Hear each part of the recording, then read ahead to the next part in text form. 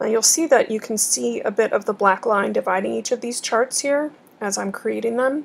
Sometimes you can and sometimes you can't. It totally depends on your cropping. But when you're knitting, you probably are going to want something a little more obvious than that black line because you already are actually looking at a grid of black lines. So with chart E, I'm going to go back after I've stitched together all these 4 pieces, and I'm going to add some markers into knitCompanion. I'm just going to use one color of marker.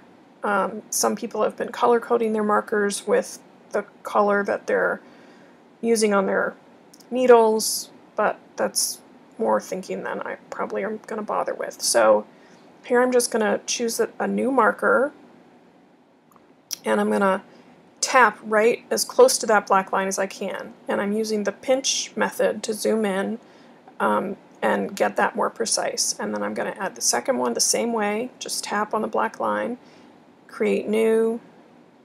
I'll show you later what happens if you forget to click that button, because I always do. You can create markers in other colors, you can create lifelines. This pattern is pretty straightforward in terms of, you know, every chart just gets used once, and so there's not really a lot of need for highlighting like there might be if there were multiple chest sizes or something like that. Here I'm just going back and adding the same marker to chart D because I forgot to do that earlier.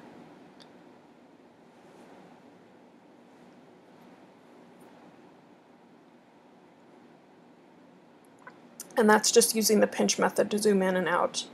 The pinch method meaning using 2 fingers or a finger and a thumb to zoom in or out on the iPad. Okay, so I'm ready for my final chart piece, and that's going to consist of 8 pages. And so these are going to work the same way as we did for chart E, except that in this case I'm going to add the stitch markers as I go, as soon as I add a piece. That's not something that you used to be able to do in knitCompanion, but somebody on LSG pointed out to me yesterday that you can do that now, and so I thought I would show you that. She actually, I think, adds them right after this cropping step of the first one and adds a stitch marker at the end of this image. I wasn't that clever and waited until I had 2 to put the marker in between, so it really doesn't help me any more than doing them at the end. I prefer to just kind of stick them all at the end anyway, but the point is that you can put those markers in at any time now. knitCompanion used to delete them as soon as you started editing the image or adding other images, but it doesn't do that now, so you can add them at any point, and that's, I'm sure, true for lifelines as well.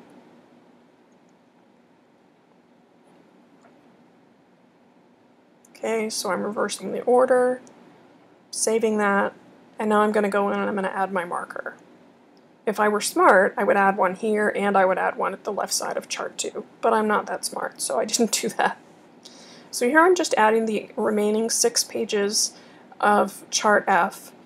I'm not going to add the last 2 pages in the pattern, the 2 tutorials, because they just, I just didn't want to make the video that long. But you could, and you would add them the same way as you would any text piece, even though it's got photographs in it. For knitCompanion's purposes, it's text. For knitCompanion, the main important difference between charts and chart pieces and text pieces is that chart pieces are measured. When we put in that input about how many rows we're doing, that's what tells knitCompanion mathematically how tall to make our highlight bar, which I'll show you later. If we tell it there's 4 rows in a 4-inch high image, then each of our row markers is going to be 1 inch thick, 1 inch high. So we have to get that number correct. And the same thing for the stitches, the number across. If we, it's not quite as important unless you're using specific kinds of features. But the point is that there's those same kinds of differences between chart pieces and text pieces. You want to make sure that your measurements are correct for chart pieces so that you can use these other features, but those aren't present. Here I'm just demonstrating that tapping someplace with a stitch marker selected is what is how you move it around if you need to. So they're very easy to adjust. You can delete them. You can have different colors for different ones. I pretty much use just black and white markers, so it doesn't really matter to me what color the knitCompanion ones are. The yellow is nice and easy to see.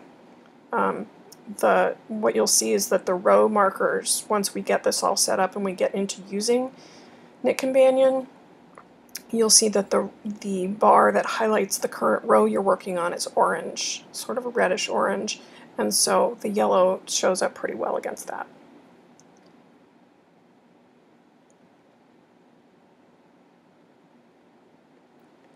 Again, you'll see that the numbers here are the same for all of the large charts, all of E and all of F, 48 by 72. So that was really helpful when I was putting this together. I'm hoping that it will also be helpful as I knit.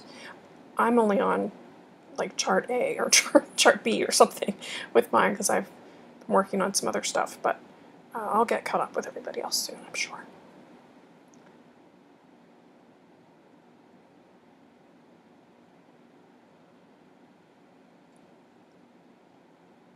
So here I'm contemplating whether I really want to add the rest of the pieces, and I think, oh, somebody will be following along, and I should. So if you're following along, here's looking at you. And if you're not following along, yeah, that's what fast forward is for. Only 2 more charts.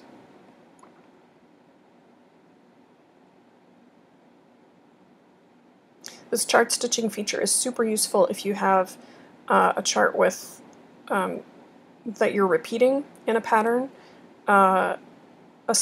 certain number of times with a fraction. So like I was doing a sweater that I knew that I needed to repeat the chart, 2.5 times. So instead of just remembering and using the stitch counter to do it 2.5 times, I actually stitched 2 copies together on top of each other, so that and then I stitched another half of the chart that I cropped specifically, and so then I could just blindly follow the chart and not think about how many times I'd repeated the chart. That's one of the things that you can customize, is doing things like that, or using your thinking brain and actually keeping track of how many times. So you can see that chart F is really quite wide, but you'll see when we get into the using how easy it is to scroll across, and I'll also show you my technique for keeping track of where I am on the pattern. So we now have stitch markers between all of the pieces. We have all of our pieces in place. I haven't done the abbreviations yet, so that will also show up under the list of keys when I do that.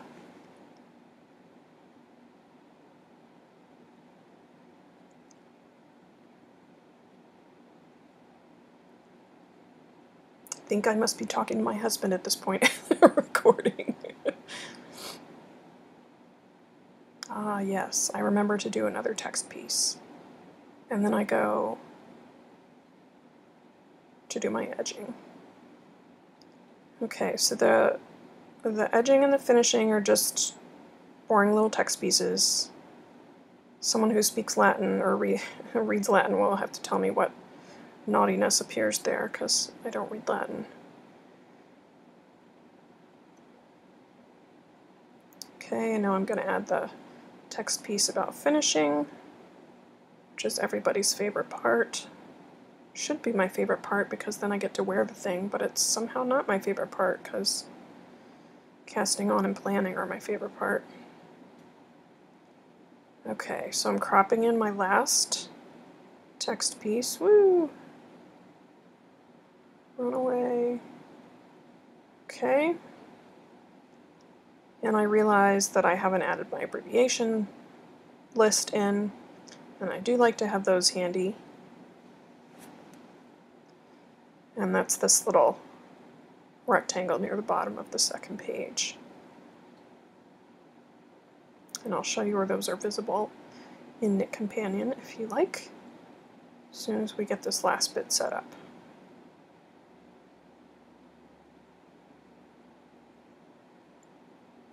And it doesn't look like anything because I didn't put any placeholder text there.